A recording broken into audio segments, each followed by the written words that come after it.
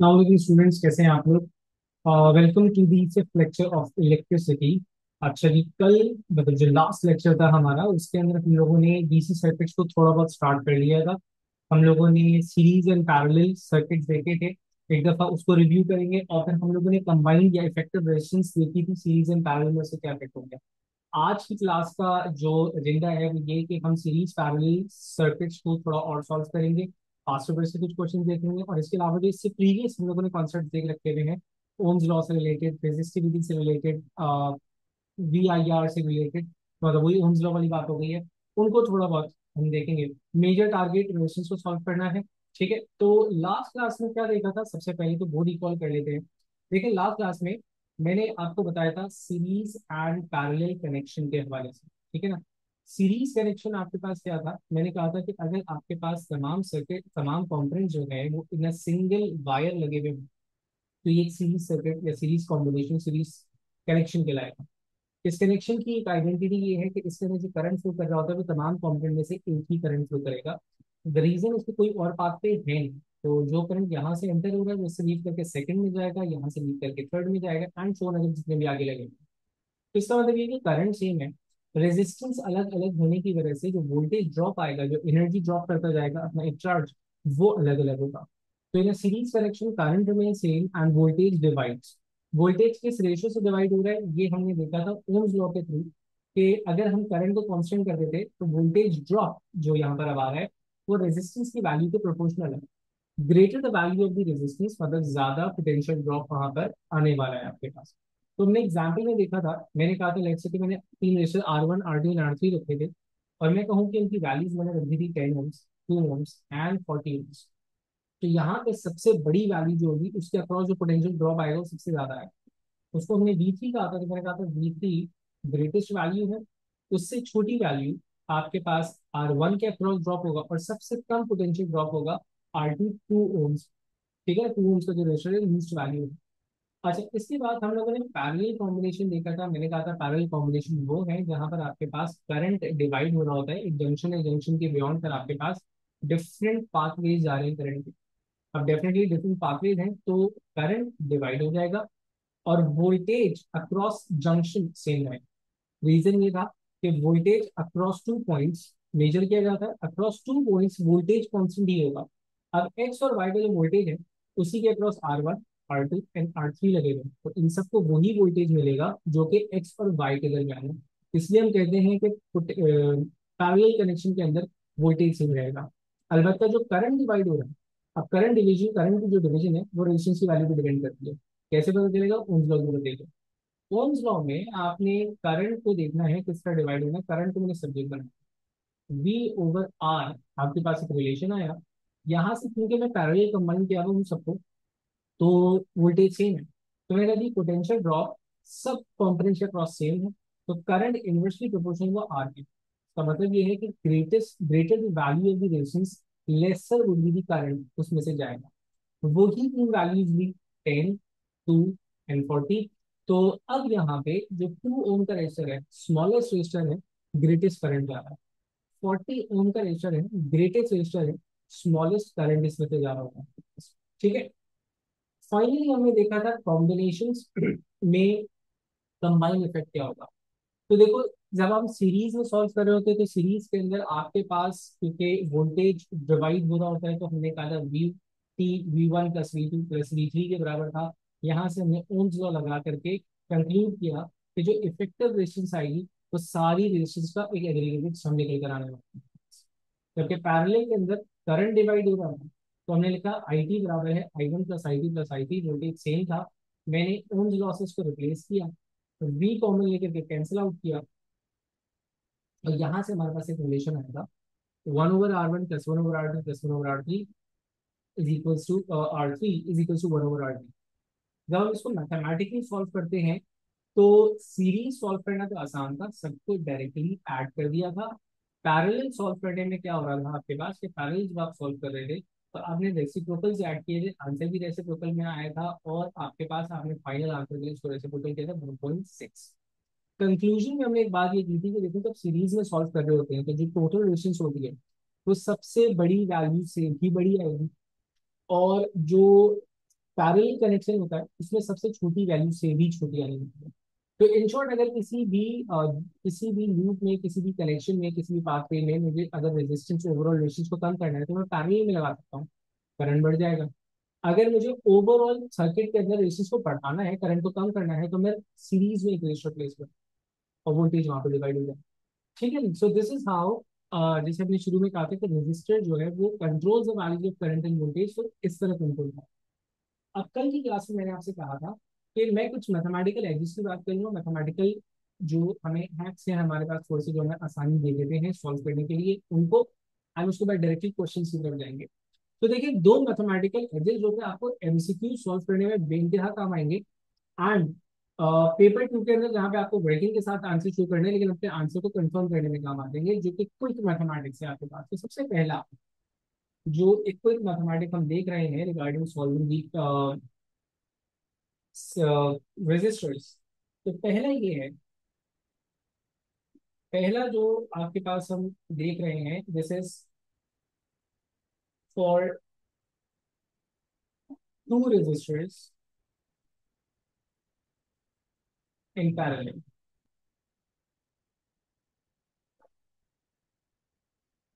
मतलब ये जो मैथमेटिकल एड हम देख रहे हैं, ये स्पेसिफिक है दो रेजिस्टर्स के लिए और दोनों पैरेलल में। सीरीज के लिए तो कोई हैक चाहिए ही नहीं, डायरेक्टली ऐड कर देंगे। अब देखें, अगर मैं कहूँ कि ये दो रजिस्टर्स तो मेरे पास पैरेलल में लगे हुए थे, तो लेट्स से कि एक रजिस्टर मैंने कहा R1 और इस रजिस्टर को मैंने कहा R2। अगर मुझे इनकी इफेक्टिव रेजिस्टेंस निकालनी होती तो इनकी इफेक्टिव रेजिस्टेंस निकालने का जो कन्वेंशनल मेथड है वो आपके पास ये है कि आप 1/RT reciprocal of the total resistance निकालते हैं, वो बराबर होता है 1/R1 प्लस 1/R2 के। ठीक है, अगर इसको मैनुअली सॉल्व कर रहे होते विदाउट कैलकुलेटर तो कैसे सॉल्व करते, एलसीएम लेते। अब इसका एलसीएम लो, एलसीएम इसका हो जाएगा R1 plus R2 bye R1 into R, ये हो गया 1/RD। अब फाइनल आंसर देंगे तो मैं रेसिप्रोकेट करना था, रेसिप्रोकेट करोगे तो जो टोटल रेजिस्टेंस है वो आपके पास आ जाएगी R1 multiplied by R2 and R1 plus R2। तो सादा लफ्जों में हम इसको बोलते हैं कि प्रोडक्ट ओवर सम। दो वैल्यूज लगी हुई थी ना, तो दोनों का प्रोडक्ट डिवाइड बाय दोनों का सम। तो हमने कंक्लूड किया कि एक खुद मैथमेटिक्स हमारे पास है प्रोडक्ट ओवर सम। याद रहे कि ये सिर्फ दो रेशियोज के लिए वैलिड है, दो से ज्यादा के लिए वैलिड नहीं होगा। अब देखो, अगर मैं इसी एग्जांपल ले लूं कि लेट्स से कि मैंने कहा R1 जो था वो 10 ओम का एक रेशियो था, और R2 जो था 15 ओम का एक रेशियो ले लीजिए, 15 उनका एक फुल नंबर वैल्यू आ जाएगी इस तरह आपके पास ना।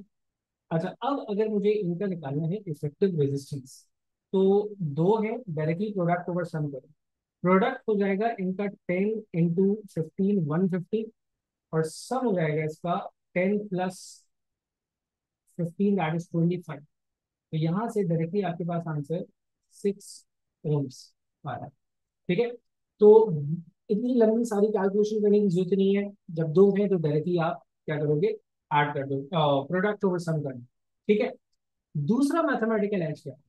दूसरा mathematical H, same value resistors in parallel. मतलब आपके पास पैरेलल में रेजिस्टर्स लगे हुए हैं इस तरह, लेकिन तमाम रेजिस्टर्स की जो वैल्यू है वो सेम है, आइडेंटिकल रेजिस्टर्स लगे हुए हैं। तो दूसरा मैथमेटिकल एच हम देख रहे हैं,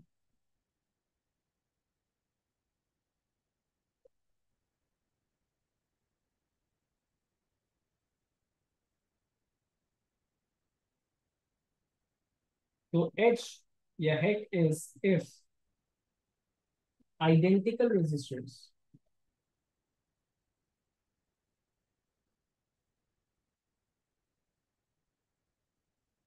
if identical resistors are connected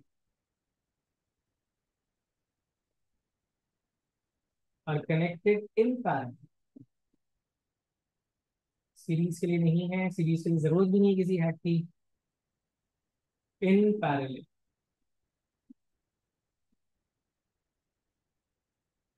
the effective resistance,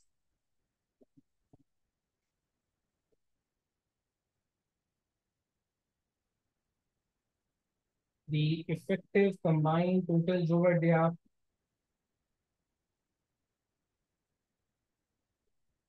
would be R by N। अब यहाँ पे R क्या है? R is the value of the register, क्योंकि सारे आइडेंटिकल है तो कोई एक वैल्यू। और N क्या है आपके पास? N is number of resistors. N है आपके पास नंबर ऑफ रजिस्टर्स। मतलब अब इधर देखो कि अगर आपके पास वैल्यूज लगी हुई हैं, मैंने कहा सबकी वैल्यू अगर मैं इस तरह R कर दूं, तो मैंने कहा ये वैल्यू आपके पास थी R, आइडेंटिकल रजिस्टर R, तो इसकी टोटल रेजिस्टेंस आपके पास हो जाएगी R/2। ठीक है। अगर आपके पास ये लगे हुए identical register 3 R R N R, तो टोटल रेजिस्टेंस आपके पास हो जाएगी R/3। इसी तरह 4 रेजिस्टेंस लगे हुए हैं आपके पास, तो वो हो जाएगी R/4। 5 लगे हुए होंगे R/5, 6 लगे होंगे R/6, इस तरह करके आप ऐड करके चले जाओ। ठीक है, तो ये R, तो यहाँ पे इफेक्टिव रेजिस्टेंस आपके पास हो जाएगी R/4। अब यहाँ पे एग्जामिनर ऐसी वैल्यूज ही देगा जो आप झटपट सॉल्व कर लोगे। फॉर एग्जाम्पल उसने कहा कि यहाँ पे ये जो आर की वैल्यू थी ये भी 10 ओम थी और ये भी 10 ओम थी, तो यहाँ पे आपके पास टोटल रेजिस्टेंस हो गई 5। अगर मैंने कहा कि यहाँ पे आपके पास वैल्यू लगी हुई है 6, 6 एंड 6, तो टोटल वैल्यू आपके पास हो जाएगी 2 ओम्स। लेट्स से कि यहाँ पे आपके पास वैल्यू लगी हुई है 100, अगेन 100, 100 एंड आइडेंटिकल है सारे, तो यहाँ पे वैल्यू रहेगी आपके पास 25, 100/6। ठीक है। ये जो एक फैक्ट है, ये अब आप एमसीक्यूज के साथ देखोगे कि मल्टीपल जगहों पे बिल्कुल 10-20 सेकंड के अंदर हमने एमसीक्यूज को सॉल्व कर लेंगे आसानी। ठीक है। अब जा रहे हैं इसके क्वेश्चंस की तरफ एज डिस्कस। पहले अब आगे बढ़ने से पहले प्रॉपर डीसी सर्किट्स की कैलकुलेशन, किरचॉफ्स रूल्स वगैरह ये सारा पढ़ने से पहले जो बेसिक्स ऑफ सर्किट्स अभी तक हम लोगों ने देखी है, जो बेसिक ऑफ इलेक्ट्रिसिटी अब तक जो हम लोगों ने देखी है, हम उसे क्वेश्चन सॉल्व करेंगे। गोइंग टुवर्ड्स P1 से स्टार्ट कर रहा हूँ। अक्सर बच्चे पूछते हैं सर आप डायरेक्टली P1 से ही क्यों स्टार्ट करवाते, आप P2 की प्रैक्टिस बिल्कुल एंड में करवाते। तो अ, देखो उसका एक लॉजिकल आंसर ये है कि P2 अगर आप देखोगे तो P2 के अंदर बहुत डिटेल डेप्थ क्वेश्चंस नहीं है, होते हैं मतलब ये नहीं है बिल्कुल भी नहीं होते, लेकिन P2 is more over the way you write your answer, the way you present your calculation, the way you put values in your formulas, ये सारी चीजें। P1 आपके कॉन्सेप्ट को झंझोड़ते हैं थोड़ा सा। P1 कॉन्सेप्चुअल है, P1 bound you to think wisely.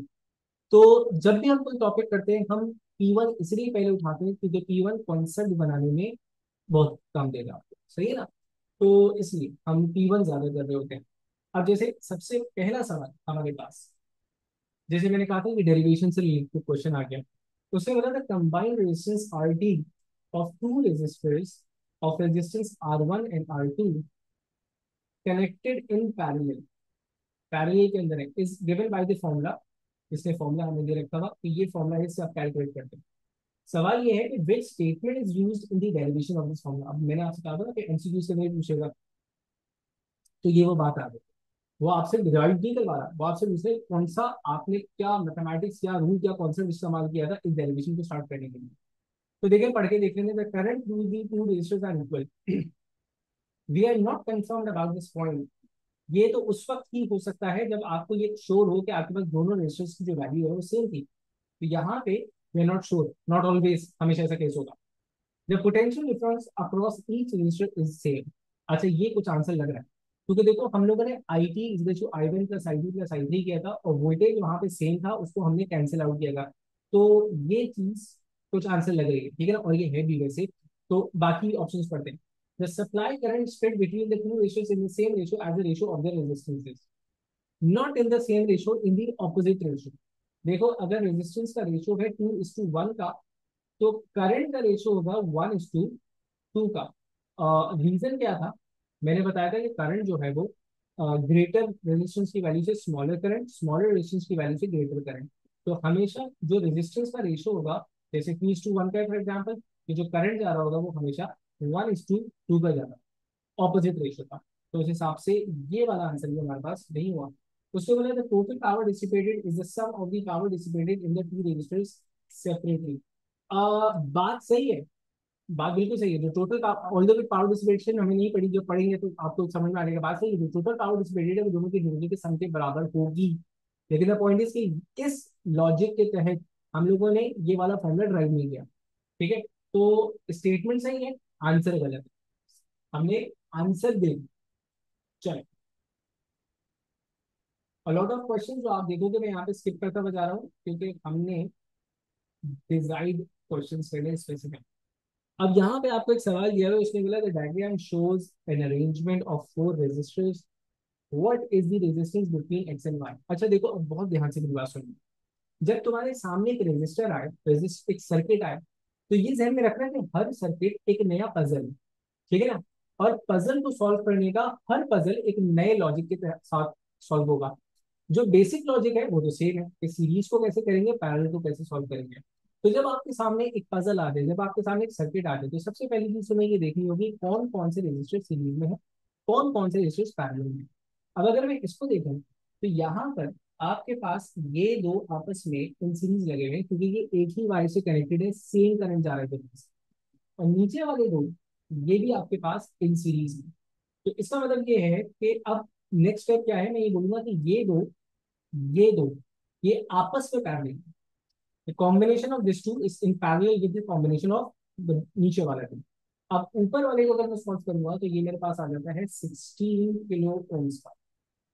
नीचे वाले को सॉल्व करूंगा तो ये भी आ जाएगा 16 किलो ओम्स का। कैसे भाई? 6+10 दोनों के अंदर, इसमें 10+6 6%। ठीक है, अब यहाँ पे वो मैथमेटिकल एज आ जाता है कि मेरे पास दो रेजिस्टर्स लगे हुए हैं इन पैरेलल। ऊपर भी मेरे पास जो रेजिस्टर लगा हुआ है वो 16 किलो ओम्स का था, नीचे भी जो रेजिस्टर लगा हुआ है वो भी 16 किलो ओम्स का है। तो जब दो वैल्यूज सेम वैल्यूज के रेजिस्टर्स अगर पैरेलल में लगे हुए हों तो आप क्या करते हो, आप उनको हाफ कर देते हो, R/2। तो डायरेक्टली आप आंसर लिख लोगे कि उनका आंसर हो जाएगा 8 kilo ohms, without doing any further steps. कोई बाहरी कैलकुलेशन नहीं की, जल्दी से हमने आंसर निकाल दिया। ठीक है, चले।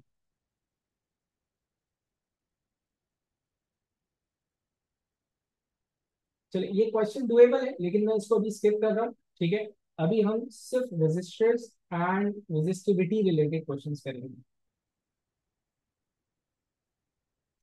अब दिस क्वेश्चन नंबर 18 आपके सामने। तो कहते हैं the diagram shows a parallel combination of three resistors, total resistance of the combination is 3 ohm. मतलब इसने इस दफा एक अलग सी बात की।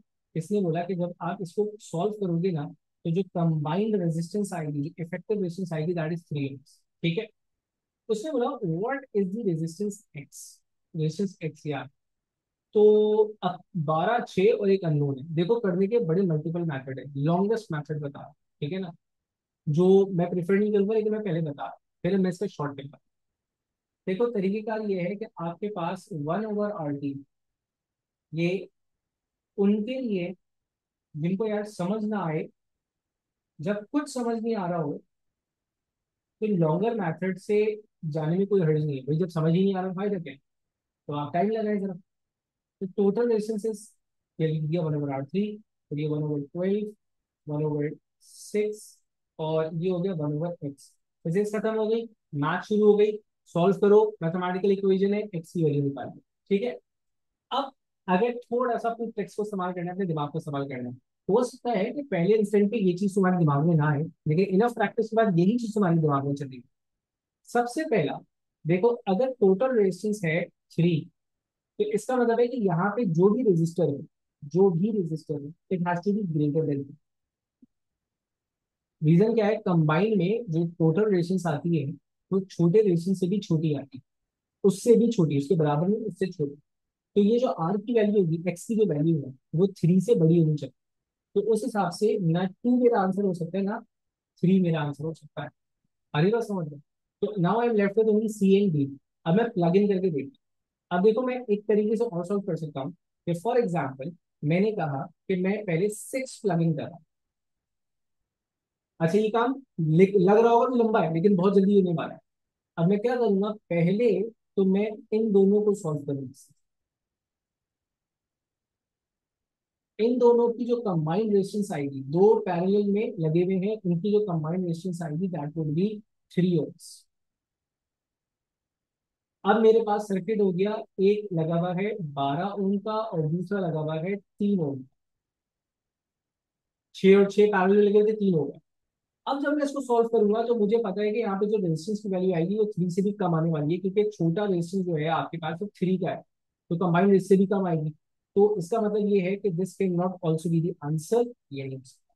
तो फाइनली विदाउट कैलकुलेशन में पहुंच गया कि मेरा आंसर 12 है। अब एक दफा 12 को रख करके देख लो। देखो, अगर मैं यहाँ पे 12 करता हूँ तो मैं ऐसा कर सकता हूँ कि पहले सिर्फ इन दो 12 को पैरेलल में सॉल्व किया। 12 in parallel with 12 will give me the answer of 6 ohms. तो इसका मतलब ये है कि एक पैरेलल में आ गया 6, 12 को 12 का था, और ये 6 ऑलरेडी लगा हुआ। कंबाइंड रेजिस्टेंस क्या हो जाएगी दोनों, 3। सो 12 is the answer. Again without calculation, only the mathematical जो मेरे पास टिप्स थी मैंने उसको सॉल्व किया। ये जहन में ना रहे तो भाई इसके अलावा और कोई रास्ता नहीं बचा। ठीक है।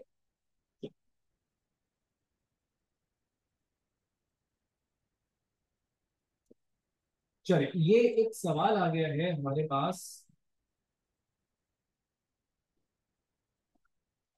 Resistivity and V I R ohm's law से रिलेटेड, ये थोड़ा सा डिफरेंट हो गया। अगर मैं कंबाइंड रेजिस्टेंस की सॉल्व कर रहे थे, ये उससे थोड़ा सा हट करके सवाल। ठीक है ना? सवाल क्या है वो और से देखेंगे। वो कहता है, जितना खतरनाक दिखने में है उस काफी आसान है, ये ध्यान में रखिएगा।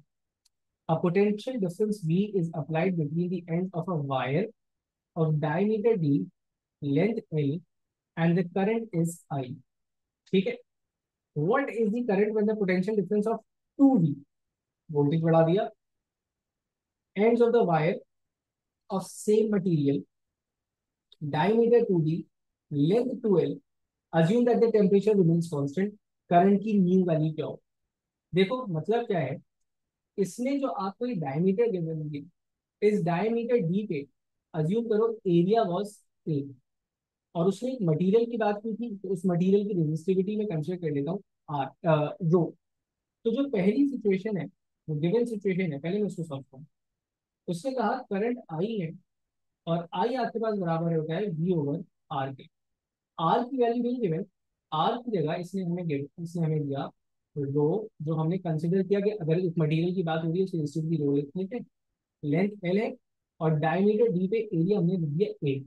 तो मैं ये कह सकता हूँ कि जनाब, करंट जो था वो यही मैं लिख देता हूँ, ये ए ऊपर जाके मल्टीप्लाई हो गया रो है, ऐसा। ये इनिशियल सिचुएशन में। अगली सिचुएशन में उसने मुझसे कहा कि मैंने वोल्टेज कर दिया 2V, डायमीटर कर दिया ट्वाइस। अब देखो आपके पास एरिया, क्योंकि स्फेरिकल सर्कुलर होगा, तो वो होता है पाई डी स्क्वायर अपॉन 4। अगर मैं डी को मल्टीप्लाई बाई 2 कर दूं, तो एरिया मेरे पास 4 टाइम इंक्रीज हो जाएगा, क्योंकि स्क्वायर रिलेशन। तो डायमीटर 2D करने का मतलब ये है कि एरिया हो गया 4L, लेंथ इसमें 12 की थी, सेम मटेरियल है, तो मतलब रेजिस्टिविटी की वैल्यू आपने वही कंसिडर करनी है। ठीक है? तो अब देखो मैं क्या करूंगा, मैंने कहा new value of the current निकालना है। मैंने इसको लिखा आई डैश एरिया। अच्छा, अब मैं ये वाला डायरेक्टली जो मैंने सिंप्लीफाइड वर्जन था मैं उसको सॉल्व किया। एरिया की जगह लिखा मैंने 4, वोल्टेज की जगह लिखा मैंने 2V, क्योंकि उसने ट्वाइस कर दिया था। तो वो आपके पास एज इट इज था। ठीक है? और लेंथ आपने कर दी थी ट्वाइस ऑफ लेंथ। तो देखो ये 2 और ये 2 कैंसिल आउट हो गया, ये 4 आपके पास एज इट इज बचता है। आपने लिखा 4, और A V rho over L आपके पास बराबर था आई के, यहां से ऊपर वाली इक्वेशन। तो आप लिखोगे कि new value of the current है that is equals to 4 times of iron. ठीक है, रेशो मैथड्स हैं सारे। ठीक है, इसकी प्रैक्टिस करो, ऐसे बहुत सारे क्वेश्चन मिलने वाले हैं। आपको याद होगा ऐसे क्वेश्चन हम लोगों ने यंग मॉडल्स वगैरह जब हम सॉल्व कर रहे थे, तो उस पर भी देखे थे ये रेशो वाले मैथड्स बड़े जबरदस्त किस्म से आ रहे हैं। चले, अच्छा, एक ये सवाल है, इसको हम दो तरीके से कर सकते हैं। एक है पोटेंशियल डिवाइडर फॉर्मूला, जो कि अभी हम लोगों ने नहीं पढ़ा, और एक है ओम्स लॉ के थ्रू। वो potential divider is also Ohm's law, हमारा ओम्स लॉ की डेरिवेशन है, लेकिन एक लॉन्गर मेथड से मैं समझा रहा हूँ ताकि फॉर्मूला जो है ना वो रिकॉल हो जाए। उसने आपसे ये बोला कि there are three resistors that are connected in series with the battery as shown in the diagram. The battery has negligible internal resistance, तो बैटरी की जो रेजिस्टेंस है वो नेग्लिजिबल है। इसको क्यों कहा उसने हम आगे देखेंगे कि बैटरी की रेजिस्टेंस भी हम कभी कभी कंसिडर कर रहे हैं। What is the potential difference across resistor 180 ohms। ये जो आपके पास रेजिस्टर है 180 ohms का, सिर्फ इसने बोला कि इसके अक्रॉस आप वोल्टेज बता।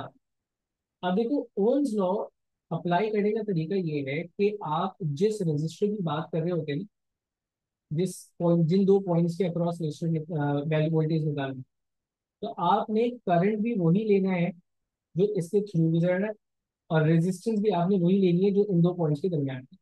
अब करंट की जहां तक बात है, तो ये एक सीरीज सर्किट है, आपके पास करंट सब में सेम हो, तो पहले मैं करंट निकाल लेता हूँ। करंट, अगर टोटल करंट निकालना है, तो total current would be total voltage over total resistance. तो मैंने इसको सॉल्व किया, टोटल वोल्टेज तो 6 था, तो टोटल करंट था आपके पास तो 150 प्लस 120 प्लस 180, तो ये आपके पास 300 450 ओम्स टोटल रेजिस्टेंस। ठीक है, आप चाहते तो इसको वहीं पे रख सकते हो। तो आपने लिखा 6 बाय, ये मैंने कहा लॉन्गर मेथड बता रहा हूँ सिर्फ फॉर्मूला समझने के लिए। तो ये मेरे पास जो वैल्यू आ रही है वो 0.013 कुछ करके वैल्यू आ रही है। तो करंट की जगह मैंने लिखा 0.013, क्योंकि एक ही करंट है जो सब में फ्लो करेगा, और रेजिस्टेंस की वैल्यू से आपने इसको मल्टीप्लाई कर दिया 180 से, 2.4 ओम्स, सॉरी 2.4 वोल्ट्स में वोल्टेज निकाला है। ठीक है, अच्छा, अगर मैं इसको इस मेथड से कर रहा होता अपने तौर पे, तो अगर मैं पोटेंशियल डिवाइडर फॉर्मूला नहीं लगा रहा होता, तो मैं ये कैलकुलेशन अलग से नहीं करता, मैं इसको यहीं पे सॉल्व कर देता। ठीक है, तो एक ही बात हो जाती है, मेरी स्टेप्स बढ़ जाते हैं। एंड जैसे कि आपने देखा, मैं हमेशा कैलकुलेशन में करता हूँ कम से कम स्टेप्स वाले फॉर्मूलाज करो, ताकि एरर चांसेस आपके पास कम से कम हो जाए। ठीक है, जितना आप स्टेप्स बढ़ाते हो उतना एक्चुअली आप क्या कर रहे हो, आप एरर चांसेस बढ़ा रहे हो। चलिए, अब ये इस टाइप के सवाल मेरे फेवरेट होते हैं, देखने में बड़े खतरनाक, लेकिन यकीन करें कि ये अगर आप तरीके से दिमाग लगा लोगे, ये हार्डली 10 से 15 सेकंड लेंगे आपके, 10 से 15 सेकंड में हो जाएंगे। किस तरह, अभी देखो, उसने बोला which circuit has a resistance of 40 ohms between the terminals. 40 ohms की टोटल रेजिस्टेंस किस सर्किट के अंदर है। और यहाँ पे अगर मैं इन चारों को सॉल्व करूँ, सेम वैल्यूज के रेजिस्टेंस है, पैरेलल में लगे हुए हैं, तो इनका कॉम्बिनेशन रहेगा 24 25, और ये 25 इन सीरीज लगा हुआ है विद 100। तो 25 के साथ ये 100 डायरेक्टली ऐड हो जाएगा, और मेरे पास इसकी रेजिस्टेंस आ जाएगी 125 ओम्स। मैं ज्यादा वर्किंग करता भी नहीं, मुझे पता है कि सीरीज में 100 लगा हुआ है, जो भी होगा वो 100 से प्लस ही आएगा आंसर, तो मैं इसको सॉल्व भी नहीं करूंगा। ठीक है, इसी तरह सी देखो, 20 20 20 ये 60 हो गया, पैरेलल में लगा हुआ है 20 के साथ।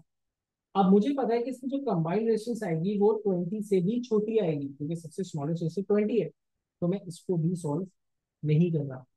सही है, ये अगर देखो, तो 20 20 सीरीज में लगा हुआ है 40 हो गया, 20 एंड 20 सीरीज में लगा है 40 हो गया, 40 एंड 40 पैरेलल में लगा हुआ है, तो ये आपके पास 20 हो गया। ये भी आंसर नहीं है। अब आखिरी वाले को सॉल्व करो। देखो, आखिरी वाले में पजल कहानी को इस तरह की कि ये आपके पास सीरीज है, ठीक है, और ये तो आपके पास पैरेलल में, ठीक है, ये हो जाएगा 200, ये हो जाएगा 50। अब 50 और 200 आपके पास पैरेलल में, इसको प्रोडक्ट ओवर सम से डायरेक्टली सॉल्व करो। प्रोडक्ट और सम से जब इसको सॉल्व करोगे तो आपके पास आंसर आएगा 40 का। ठीक है। अपने आंसर को कंफर्म करने के लिए मैंने इसको सॉल्व कर लिया। वैसे लॉजिकली मैंने देख लिया था कि ए सी बी नहीं हो सकता। ठीक है। चले, अ, चले ये सवाल करते हैं। मेरा सवाल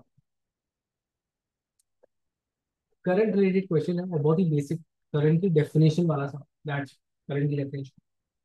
Sumra, 4 point charges, each of charge Q, are placed on the edge of an insulating disk on the radius of a radius R. The frequency of rotation of the disk is F. ठीक है? What is the equivalent current in the disk, edge of the disk? देखो current जो होता है by definition current की value है आपके पास। Current का जो बेसिक फॉर्मूला है that is Q over T। अब फॉर एग्जाम्पल मैं किसी भी एक पॉइंट से रोटेशन स्टार्ट करवाता हूँ, जैसे ये वाला point। मैं कहूँ इस वाले पॉइंट से ये पूरा घूम करके वापस जब आएगा तो ये वाला ये तमाम चार्जेस से गुजर चुके हैं। तो ये हो जाएगा 4Q। ठीक है। और जो टाइम लगा होगा उसको मैं कैपिटल टाइम पीरियड टी कह देंगे, एक रोटेशन का time. Now since 1/T is equals to frequency, तो मैं लिख सकता हूँ उसको 4Q F। तो आपके पास 4Q F आंसर है।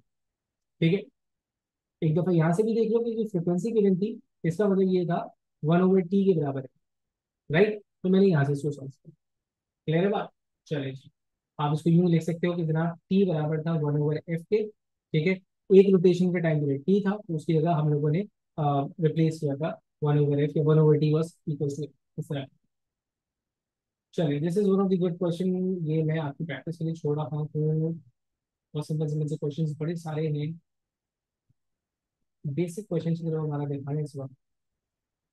चलो ये वाला सवाल अगेन रेजिस्टिविटी से रिलेटेड क्वेश्चन आ गया तो मैं इसको सॉल्व करता हूँ। ये बेनते आसान सवाल होते हैं लेकिन उसमें रेशो जो होते हैं ना वो बच्चों को कंफ्यूज कर देते हैं। तो हम उसके बाद से सॉल्व कर रहे हैं।